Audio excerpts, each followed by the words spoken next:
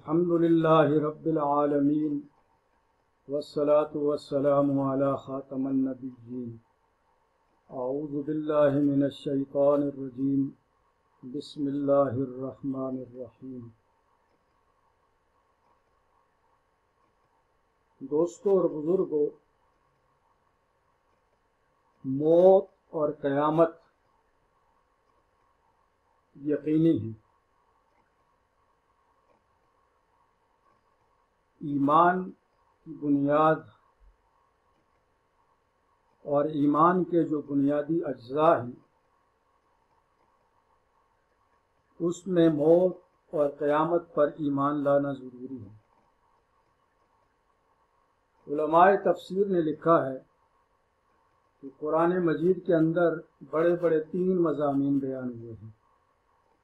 Number 1 توحید، number 2 رسالت اور نمبر 3 آخرت۔ موت اور قیامت کا ذکر کئی ایک مقامات پر اکٹھا بھی آ رہا ہے قرآن مجید کے اندر، اور کہیں قیامت کا ذکر الگ بھی قرآن مجید کے اندر، بالخصوص قرآن پاک کے آخری سپاروں کے اندر، آخری سورتوں کے اندر زیادہ تفصیل کے ساتھ بیان ہوا ہے۔ اللہ رب العزت کا ارشاد ہے، کیف تکفرون باللہ وکنتم امواتا فاحیاکم ثم یمیتکم ثم یحییکم ثم الیہ ترجعون۔ کافرو، تم خدا سے کیوں کر منکر ہو سکتے ہو؟ جس حال میں کہ تم بے جان تھے تو اس نے تم کو جان بخشی، پھر وہی تم کو مارتا ہے، پھر وہی تم کو زندہ کرے گا، پھر تم اسی کی طرف لوٹائے جاؤ گے۔ سورہ آل عمران کے اندر اللہ رب العزت کا ارشاد ہے، کل نفس ذائقۃ الموت وانما توفون اجورکم یوم القیامہ فمن زحزح عن النار وادخل الجنۃ فقد فاز وما الحیاۃ الدنیا الا متاع الغرور۔ ہر متنفس کو موت کا ذائقہ چکھنا ہے۔ قیامت کے دن تمہارے اعمال کا پورا پورا بدلہ دیا جائے گا۔ تو جو شخص آتش جہنم سے دور رکھا گیا اور جنت میں داخل کیا گیا، وہ مراد کو پہنچ گیا، اور دنیا کی زندگی تو دھوکے کا سامان ہے۔ دوستو اور بزرگوں، ان آیات کے اندر موت کا بھی ذکر ہے، اور موت کے ساتھ ساتھ قیامت کا تصور بھی پیش کیا گیا ہے۔ لیکن جیسا کہ میں نے ابتدا میں عرض کیا،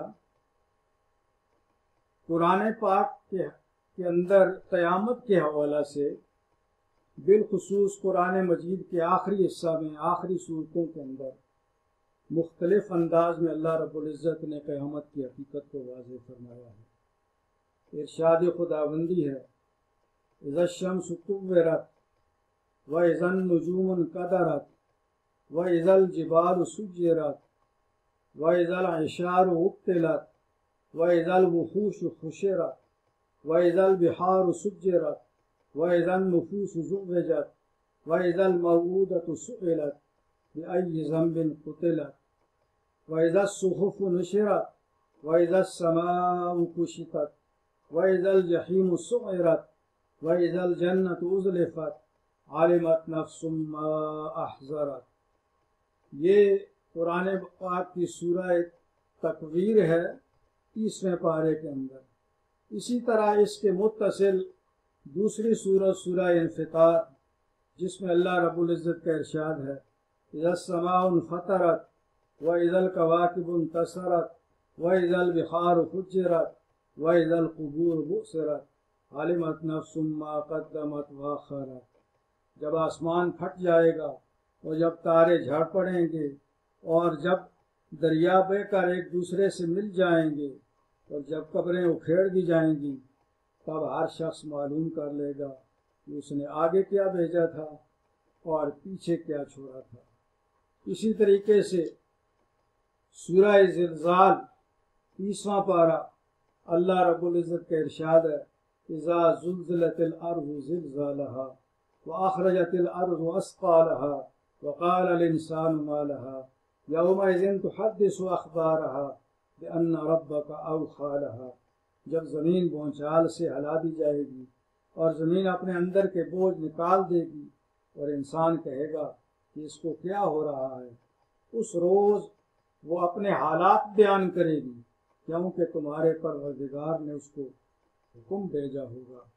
بہرحال قرآن مجید کے اندر موت اور قیامت کا اکٹھا ذکر بھی ہے اور الگ الگ ذکر بھی موجود ہے، لیکن آج میں نبی اکرم صلی اللہ علیہ وسلم کے ارشادات کی روشنی میں یہ بات بھی عرض کرنا چاہتا ہوں اور ہر مسلمان کو اسے سمجھنے کی ضرورت ہے، اور وہ یہ کہ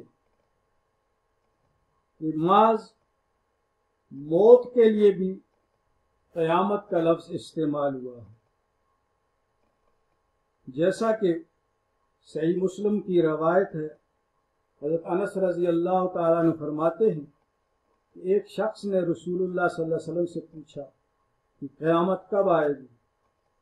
اس وقت آپ کے پاس ایک انصاری لڑکا موجود تھا جس کا نام محمد تھا۔ پس رسول اللہ صلی اللہ علیہ وسلم نے فرمایا کہ اگر یہ زندہ رہا تو ہو سکتا ہے کہ اس کے بوڑھا ہونے سے پہلے قیامت آ جائے۔ اسی طریقے سے حضرت انس رضی اللہ تعالی عنہ سے ایک اور روایت جو امام غزالی رحمۃ اللہ علیہ نے احیاء العلوم میں ذکر کی ہے، حضرت انس رضی اللہ تعالیٰ عنہ کی روایت ہے کہ رسول اللہ صلی اللہ علیہ وسلم نے فرمایا موت قیامت ہے، پس جو مرا اس کی قیامت تو آ ہی گئی۔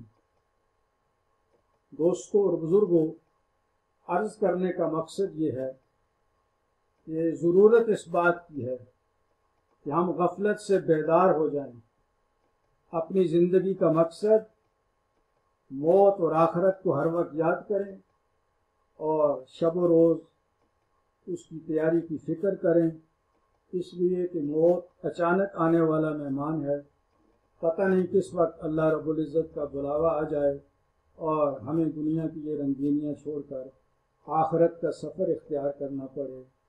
قیامت کو دور نہیں سمجھنا چاہیے۔